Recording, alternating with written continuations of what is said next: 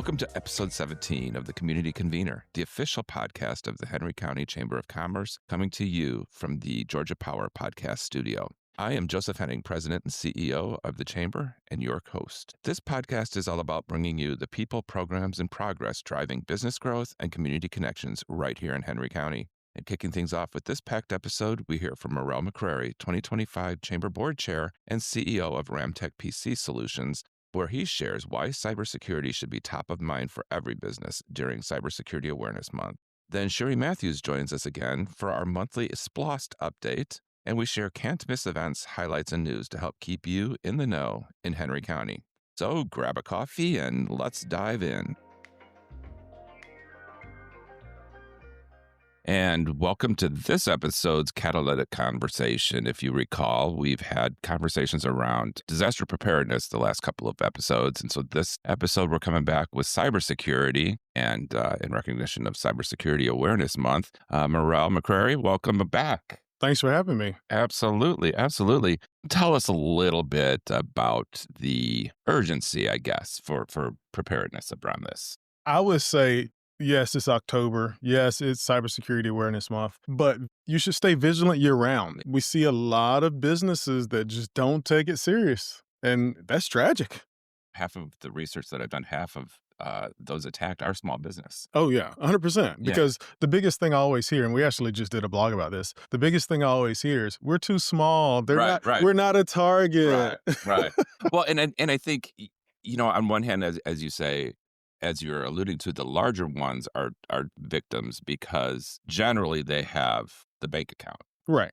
And so people will attack them. But I would think... But they also have the layers of security. Absolutely. To protect them from Absolutely. It's the smaller ones that think that they're not the targets that don't have the protection there. So tell us, what are some of the simple things that our small business can do? Awareness and training. Mm-hmm. Awareness and training. Awareness and training. Okay. 100%. All right, and we're done. No, I appreciate that. So let's start with awareness, because I know my team is really good. Leonard is great about forwarding all of the spam trash that he gets, and I don't need it. But they question a lot when they don't recognize where the sender is from or things like that. And that's a good start. I mean, if it doesn't look right, don't click on it. You know, I always tell people, if it looks like it might be a legitimate message, because one of the largest pieces of, you know, cybersecurity risk is the business email compromise. We call it BEC for short. But a lot of the threats are coming through email, trying to trick people. So as long as they're recognizing that something doesn't look right, that's the first step. Well, and I think, you know, some of the stuff that we've seen of late has been our own domain. Oh, yeah.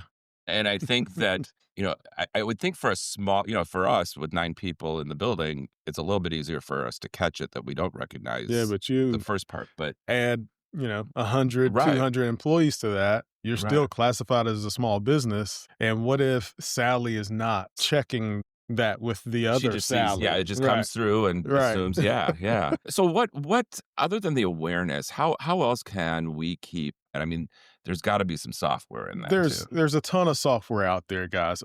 You could probably do a Google search and find endless pages of software that's out there. I would advise people, find a reputable IT company. You know any? I know a couple. Okay. And ask them, do a consult with them. A lot of the reputable IT companies in the area that I know of, they will do a vulnerability assessment. And they'll show you where your gaps are as a business when it comes to technology. So take me through that, Morrelle, because you are one of those reputable IT companies. So you would take our business through the vulnerability assessment. What does that look like? For what would I have to do? What do you do for us? So the vulnerability assessment for our customers or prospective customers is a very easy process. We come out to your location. If you have multiple locations, we can do that for each one. We come out to your location. We install we call it a probe. It's a network probe. We plug it into your network. We let it run for 3 to 5 business days, and we come back and pick it up, and then we produce a stack of reports. Oh, wow. So it's very little heavy lift on the customer side, but for us to compile the reports and expose the gaps and then make recommendations to close those gaps. What are some of those gaps that we might see? I mean, open ports. Open ports are usually top of the list. Okay. And when I say open ports, and try not to get too technical. You got to help me here. It's kind of like, If you went home and realized you left your front 2 windows open, Okay. that's the equivalent of an open porch, and you went to work that day and Yeah. the windows have been open all day. Okay. All So right. I always tell people close your ports that aren't being used, and that cuts out a lot of the opportunity for threats. All right. What about fishing? Fishing, like we're going to go to the No, lake. no, no. We're going to go for the log fishing. I'm not touching worms. No, no, no, no. So phishing is another form of business email compromise. Usually a threat actor will send a malicious email trying to trick your employee, which we Mhm. have seen this happen multiple times, Yeah. that they'll trick an employee into clicking on a link. And the employee will think it's a legitimate link. And a lot of times they will put in their email address and their password. And then it'll just say thank you, and the page will error out. And the employee thinks nothing of it, Right. and they just move on to the next Mhm, task. mhm. But Okay. what they have done in that transaction is they've given this threat actor access to the entire email and network. Yeah. So if you know any business owners that, just don't mind letting random people into their Sure, email sure. accounts, go Well, for it. let's hope those that are listening aren't in that boat, that they are Right. concerned about what this means for them. So I am now one of those bad guys that I've either fished or opened a port, and now I'm in your network. A lot of those bad guys like you right now would be sitting and waiting and watching. From a beach? Probably. Man, I gotta Sitting, take a rough waiting, and path. watching, right? And a lot of times the hackers will sit and wait and watch for 6 to 8 months. Because they wanna know the full footprint. They don't wanna just go in there Right. and start digging. They wanna Right. see what you've got. They want to see if you're talking about ACH transactions or credit card processing or banking information, that's what they're watching for. They used to get into your email account and send forwards to themselves. Okay. They've stopped doing that. Now they just sit and watch and read your Wow. email just like you do. Boy, they'd be bored too. Right? So now I'm in there. I've been in there for about 6 months. I assume at this point you start seeing the ransomware because you're not aware of it for that 6 months that they're playing. You won't see it at all if you're not watching. And that's the biggest piece that I always try to educate customers on is we have this Microsoft pitched this idea, Google pitched this idea to put our email in the cloud. Well, that's great. A lot of people think the cloud is just out there and nobody has access to it but them. But you really open the doors to give everybody in the whole world access to try to username and password hack into your cloud. Well, and that, I mean, that's a great point because if they've hacked into your email, I would venture to say more than half of us out there You wouldn't know. have the same password for Other way too things. many. Oh, yeah, for sure. Yeah, we see reused passwords quite often. Yeah. So if they've Um, got that for your cloud, they've got your They've got banking your bank, account, yep. your credit Yep. card. Yep. And all they have to do is follow that rabbit trail that you're providing Yeah. because they're just watching to see how you communicate. So if you communicate and says, oh, yeah, I'm with Bank of America, and you get Bank of America emails and your statement is available. So if they say, oh, they're at Bank of America, let me try the email account that I have access to and the password that I know. Mhm. Now I've got access to your bank. Well, and I think even now they've gotten smarter. I know in our spam reports, I see a lot where different credit card companies are emailing me at work to confirm a purchase. Oh, yeah. Yeah. And we don't, I don't have that. Right. If you don't have that feature turned on or that card, ignore it. Yeah. Yeah, for sure. I would actually advise it. American Express is really good about turning those notifications on so that whoever the account owner is can receive those emails. You can track your purchases. All card companies are really heightened to cybersecurity right now, and they are really good about staying vigilant and working with the card holders to get it rectified. Well, and I think most of those financial ones, at least my experience, whether it's the credit card or the bank, have gone almost over to either the redundancy of texting or solely texting you or putting it on their app that you get an alert that now you have a message there because that way you've got a little bit more control. Right. So I think you're leaning into more two-factor authentication or multi-factor authentication, but let me introduce a new way for them to hack you. It's called smishing. So right when we thought receiving a text message with a code was safe, the hackers have now figured out a way to intercept those text messages. They're using technology to its advantage, using the latest and greatest ways of how your major manufacturers like Apple and Google and Samsung, they took out the SIM cards. So now you can go buy a phone without a SIM card, and you just said, okay, my SIM card code is this. So if they get what they call a IMEI number, if they get that number, that essentially is your phone number on the carrier. so they can clone your phone and Wow. receive your text messages. Take us through a little bit with that multi-factor authentication and how that supports some of that protection. I will tell you, there's multiple ways to do the MFA, is what we call it. There's multiple ways to do that. Texting is the most common because it's easier, but as we know now, it's being targeted. Authentication apps, your Google Authenticator, Microsoft Authenticator. We use one called Duo, and that one has been around for a while. So Duo is probably our most recommended app that we use. It is fee-based, which I'm okay paying a fee for because cheaper than ransomware. Right. It exactly is. I haven't seen anything right now that can compete with, an app, an authentication app. So take us through that, if you would, rather than, because I think we're all used to one way or another, the multi-factor. You getting used to it. Well, we still get a lot of pushback. Yeah, but you log in. I got to have my phone and a code and this. Yeah. This is too much. I just want to check my email. I get it. I just want to check my bank. I get it.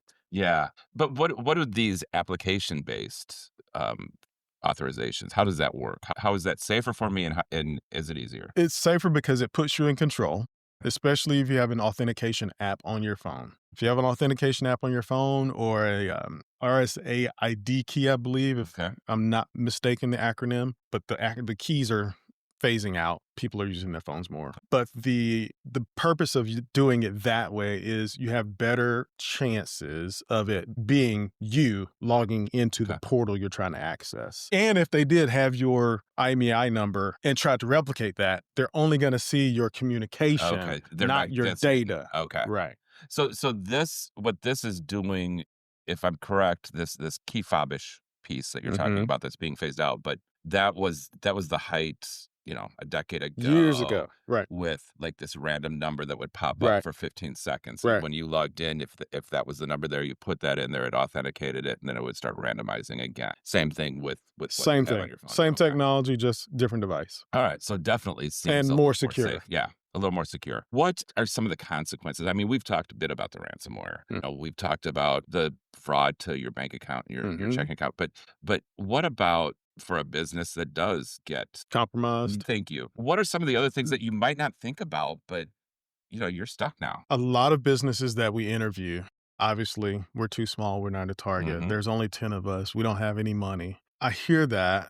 And I often think, what the money you do have to pay your 10 employees or non-employees, what if that was gone? Because I've seen ransoms for $1 million plus here locally in Henry County, and I've seen ransoms or compromises for 200, 300, 400, 500,000. And I'll always tell people, make sure you get a cyber insurance policy. Thank you. Make sure you audit it once a year. Yeah. And make sure you have the tools that you're writing down on the audit that you have. Yeah. A lot of times I'll know people will fake it till they make it, and they won't consult an IT provider to make sure they're answering those questions correctly. And a lot of the insurance carriers are cracking down on that now. Yeah. I know when we talked to David Kent a couple weeks ago, and he did talk about the insurance. In his case, he was talking the business interruption insurance. And I know when we started this process, we used the fact that 25% of businesses, small businesses that hit a disaster, and in this case, the cybersecurity disaster, don't recover. They don't, and they go out of business. So I was at a networking function last week, and I was telling people about cybersecurity awareness, that October's coming, guys, get prepared. But I opened my presentation time with, raise your hand in the room if you have a spare $150,000. How many hands went up? No hands went up, and it was about 20 people in the room. Yeah. So if nobody has a spare $150,000 sitting around, they all need some type of IT coverage for their computers and protection. Well, and it's so cheap, Joe. That's what I tell people. It's so cheap compared to $150K. Yeah. That's really cheap. I think I've got two more questions, and I appreciate your time because now they're coming into my head now. One is, what about those of us that have the laptops that might be hooked up to our network, and then we take them home? We get this one a lot too. Or we take them to Starbucks. What are some of the things that we need to be looking at for that? The easiest thing to do, if you are without an IT carrier and on a budget or a personal usage type scenario, use the hotspot on your cell phone. Okay. or get a VPN service. Those are the safest ways to stay connected. Again, if you're on a budget, no IT, or a personal individual computer that, hey, I'm just here to work on some homework or Well, I mean, we see it a lot here in the resource and center. please don't check your bank accounts on a public network. Starbucks. Please don't do that. But we see a lot of it here where we've got individuals that might hole up in here for the day, or we see a lot of salespeople that stop in between appointments and catch up on things, jump on the Wi-Fi. You know, see them all the time at Starbucks and all the coffee shops, maybe the library, wherever they happen to be, and there's a Wi-Fi, a hotel. If they're away on business. And so I think, yes, the VPN is absolutely essential nowadays. It is. And it's so easy. And I tell people, when you travel from Wi-Fi to Wi-Fi, imagine you taking your dinner plate to that location, eating some of that dinner, and then taking it to another location and eating more of that dinner. Because every location you stop and connect to the Wi-Fi, you're sharing your data and you're sharing the germs in the air with whatever you go on to the next one with. Well, that's a really vivid picture. Yeah. What, let's go basic. Let's go password. What are some of the things that they need to be, other than 1, 2, 3, 4, 5, 6, 7, 8 or password or 8 zeros? What are some of the things that they could be thinking about? Not specifics, but just kind of some games that they can run with. So password creation, there's a ton of password tools out there. LastPass, Dashlane, there's a ton of them out there. I always tell people that the key steps to creating a really good password is make it something really arbitrary, but easy to remember. Yeah.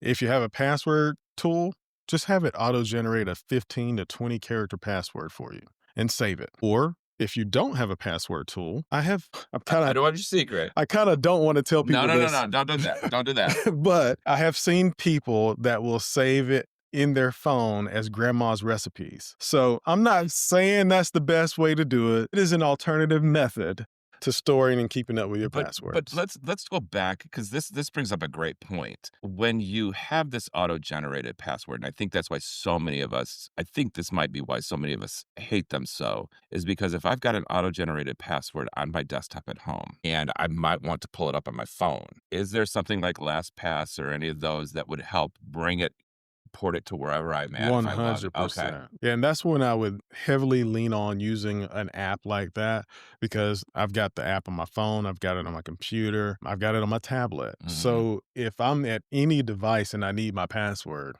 all I got to do is open the app and get into it. And you have something in your blog on your website on some of these we have things. Lots of things regarding passwords, and we're actually going to do a giveaway. Okay. We're giving away 5 30-minute Zoom sessions for cybersecurity awareness this month. Thank you. And what do they have to do that? All they have to do is go to our website, ramtechpcs.com, go to the Contact Us page, and tell them that they want the 30-minute session. So the first 5 people that jump on it will get it. So again, the website? ramtechpcs, paulcharliesam.com. Okay. And go into the notify or contact us? Contact Us page. Contact us and tell Morrelle that you're interested in the 30-minute awareness training. And that's amazing. That's great. I think it's a good value. I think people should do it. I always tell people, if you don't use me or Ramtech, do something. Right. My feelings will not be hurt. My feelings will be hurt if you go out of business. Yes. Yeah. So ramtechpcs.com. And you also have a whole library there. Our blog is full of everything cyber related, and we're pumping out a ton of content right now for, security awareness or Cyber Awareness Month. All right. Well, Morrelle, I appreciate you as always. Thank you for sharing. Anything else you want to leave with these listeners that they need to know before the end of the month? Again, do something. It's not if, it's when. Yeah. And one of my bosses told me that a long time ago. It's not if you get attacked, it's when you get attacked. Yeah. All right. Well, I appreciate that. Thank you for your time. Sure. Thank you for listening, everybody, and we'll be right back after this.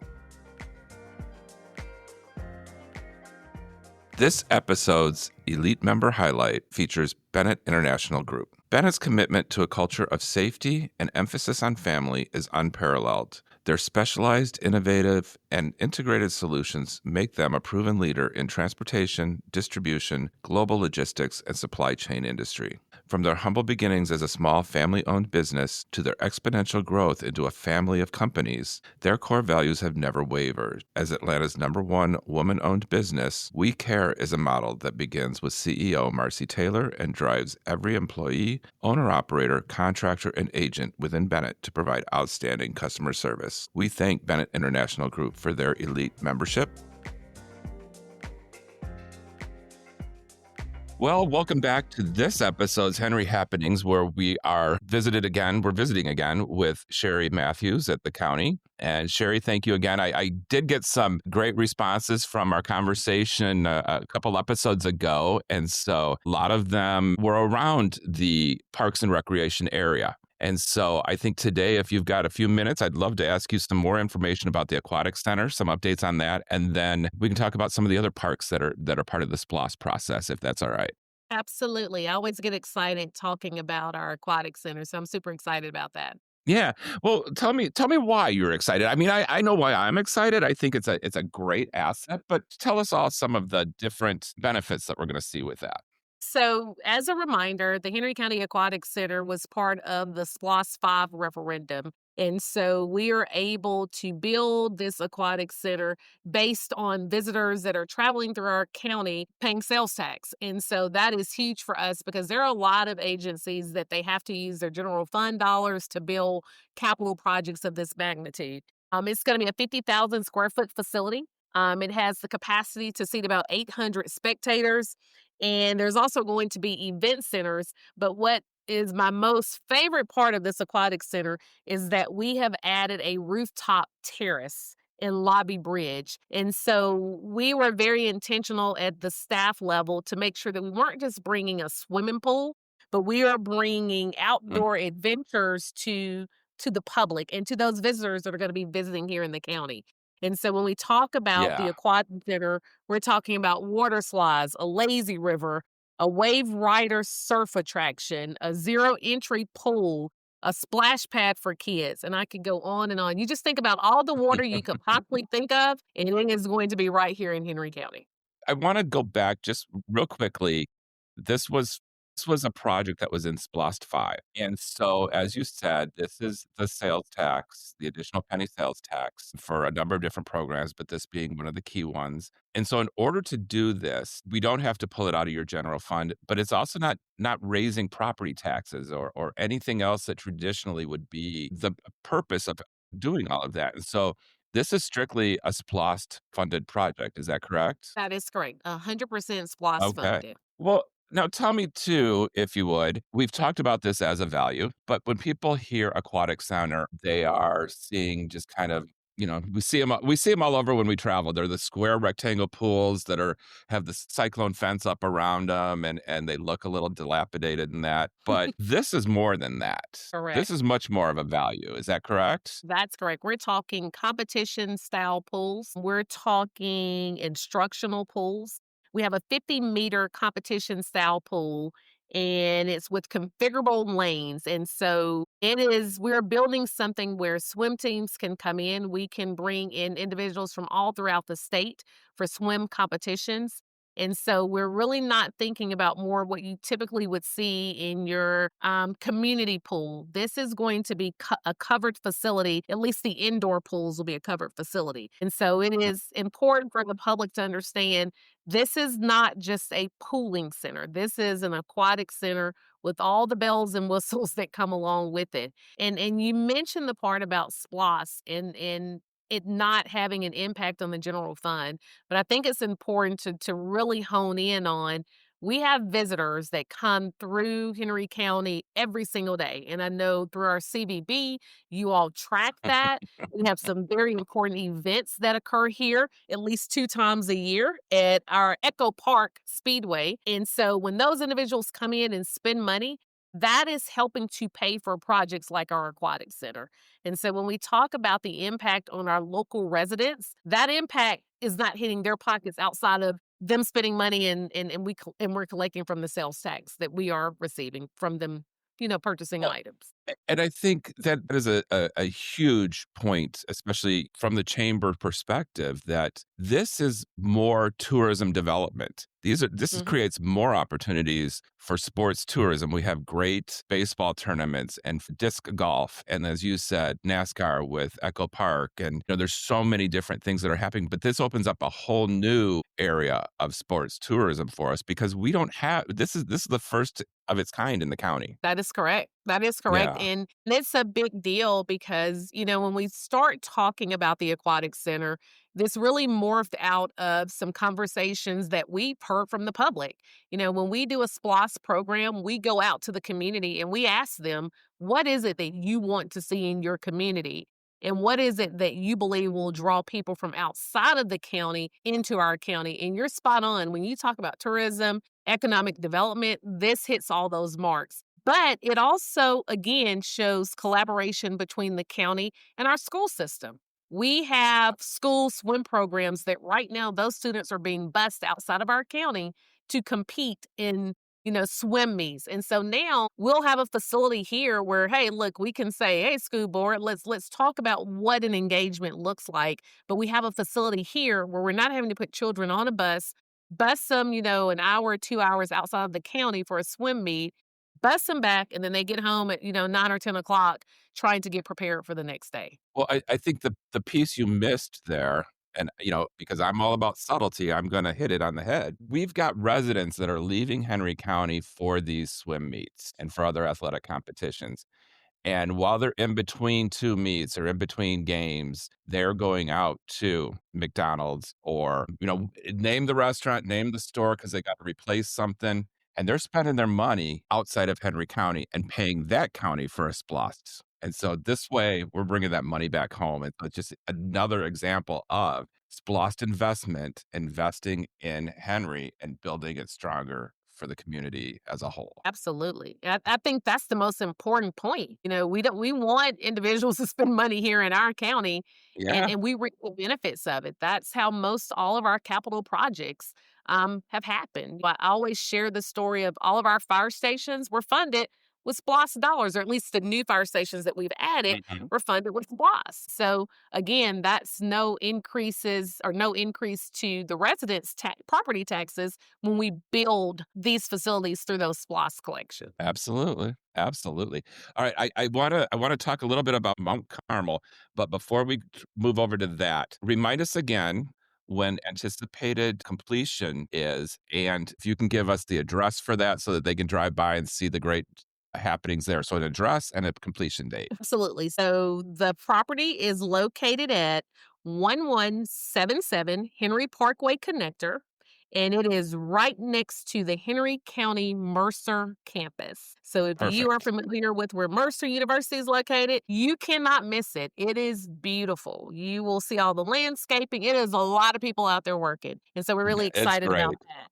We are looking for a completion in summer of 2026. So it's right around the corner. Next summer, this Okay, time, we will be dipping and we're diving getting in there. some water.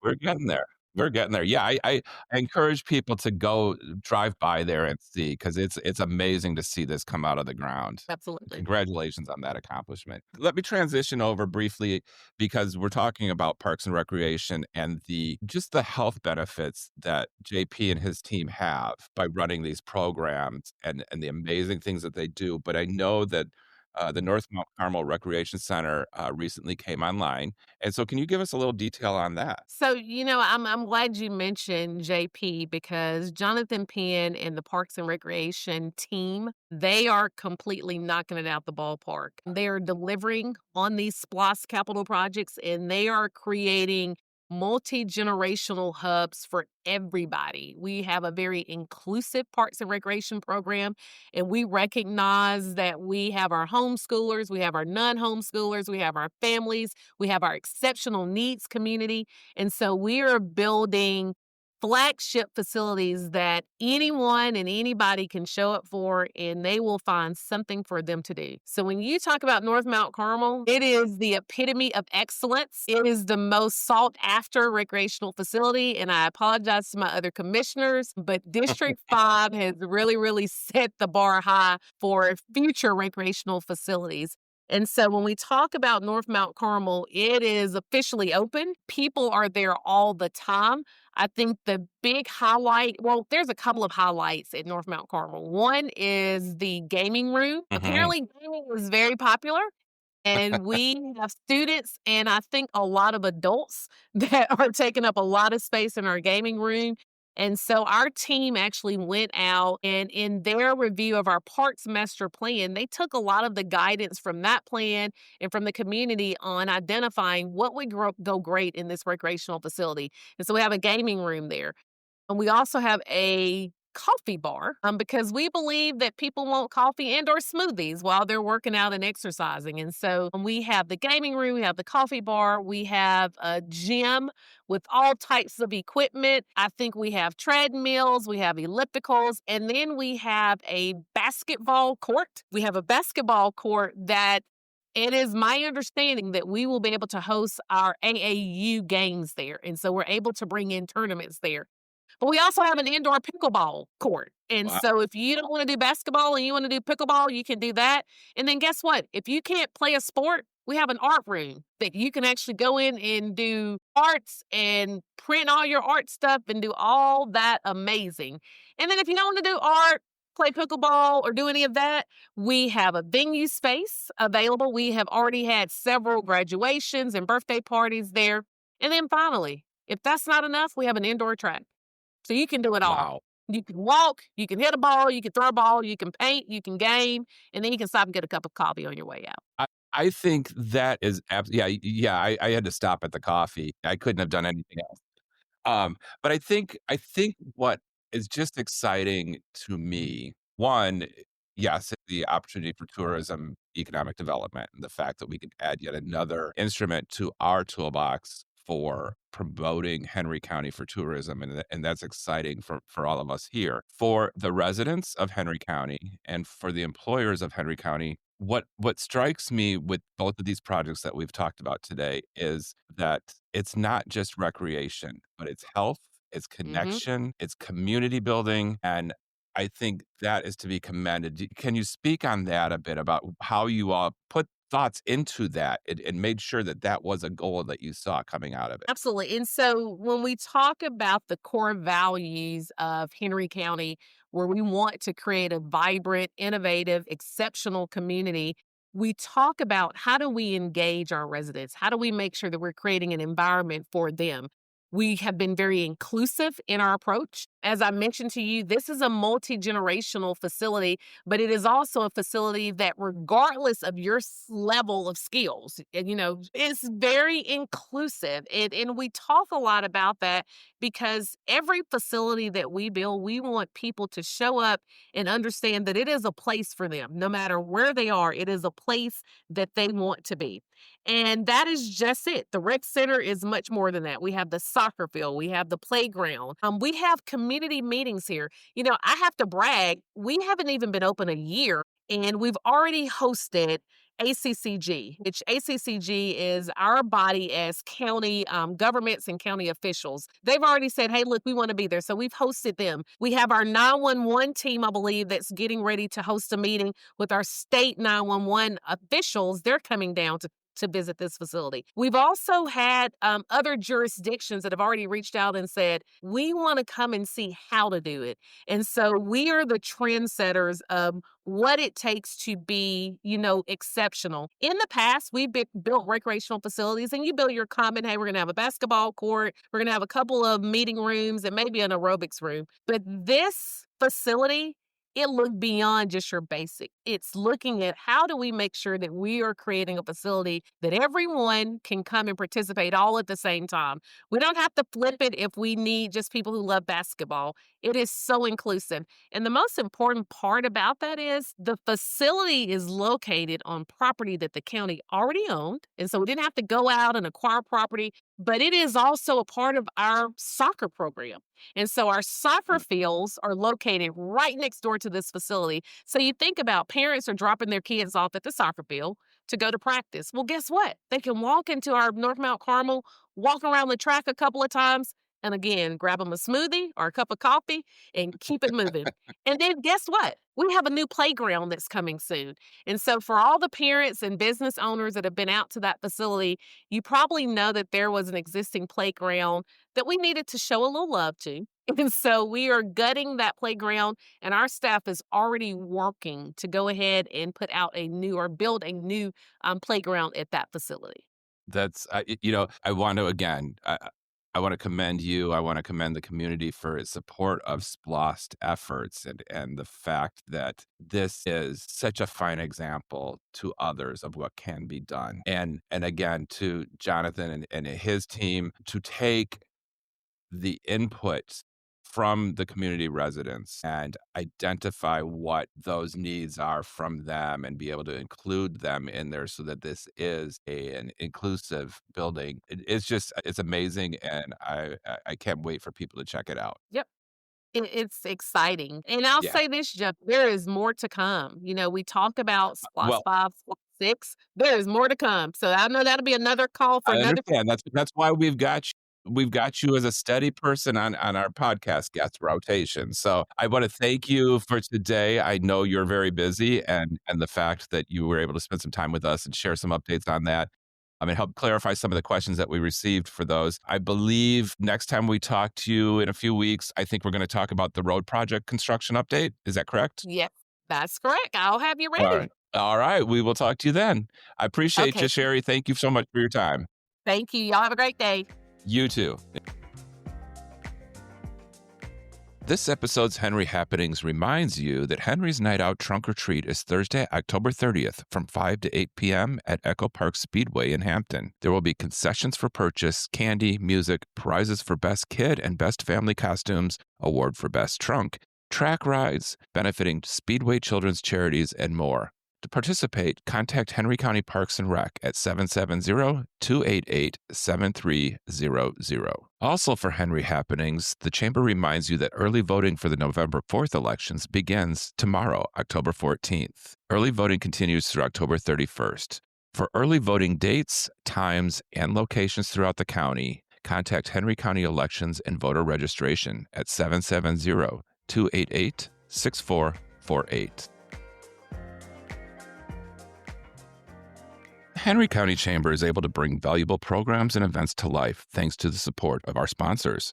Right now, there are several great opportunities for you to get involved. Our Women's Empower Her Coffee Hour series connects and uplifts women in business with bold conversations and authentic networking. The Flex program equips high school students with entrepreneurial skills through hands-on business experiences and competitions.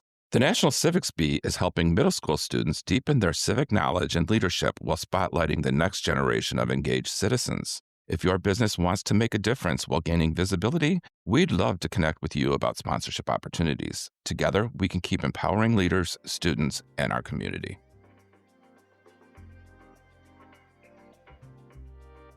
And now for some upcoming events. On Tuesday, October 14th at 8 a.m., our Coffee and Collaboration series continues with transformational strategist Elaine Robinson Beatty. She'll be sharing practical strategies for building leaders who last, covering readiness, resilience, and retention. On October 23rd, the Business After Hours takes us to Studio 140 with an event hosted by SCB. This Halloween event features a costume contest and so much more. Next, one of our favorites, the annual Member Appreciation Lunch on Friday, October 31st. And yes, it's a Halloween party too. Join us for food trucks, festive fun, and our always popular costume contest. It's our way of celebrating you, our members, in true chamber style. And finally, on Saturday, November 1st from 10 a.m. to 2 p.m., it's the second annual Henry County Health Fair at the Chamber of Commerce. Enjoy free screenings, resources, flu shots, and even a blood drive, all thanks to local health partners. To register and see more chamber and community events, visit our website at henrycounty.com/events/calendar.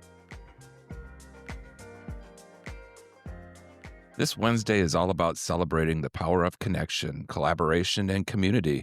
It's Support Your Local Chamber Day. If you're a proud chamber member, we'd love for you to show your support by giving us a shout out on social media. Tag at Henry County Chamber of Commerce and use the hashtag MyHenryChamber to share how being a part of the chamber has helped your business grow, connect, and thrive.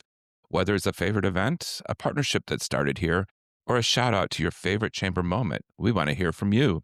Let's flood our feeds with some chamber love on October 15th. Remember, Support Your Local Chamber Day.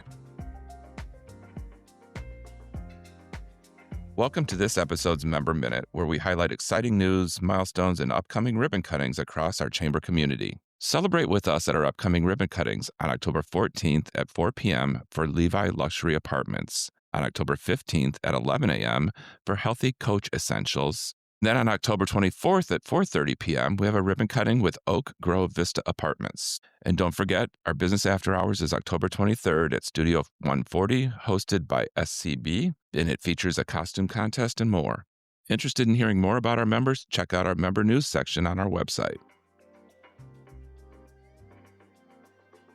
Ever wonder how your business could be featured right here on the podcast? It's easier than you think. We're offering podcast sponsorships that include shout-outs like this one, a spotlight in our episode description, and the option to record your own or let us read it for you. Want even more visibility? Bundle your podcast with a feature in our chamber e-newsletter for double your impact. Sponsorships are limited. Email Trinity at tarcher@henrycounty.com to learn more. If you're interested in discussing membership benefits or sponsorship opportunities, please connect with our team at 770-957-5786 or at henrycounty.com. And join us next week to hear from our Director of Membership, Leonard Robinson, on two exciting signature events, our Membership Appreciation Lunch on October 31st and the second annual Henry County Health Fair on November 1st. If you have an item for us to share or highlight on Community Convener, there is a link to contact us on the podcast site of your choice. We want to hear from you. But until next time, stay connected, stay inspired, and keep growing with us at Henry County Chamber.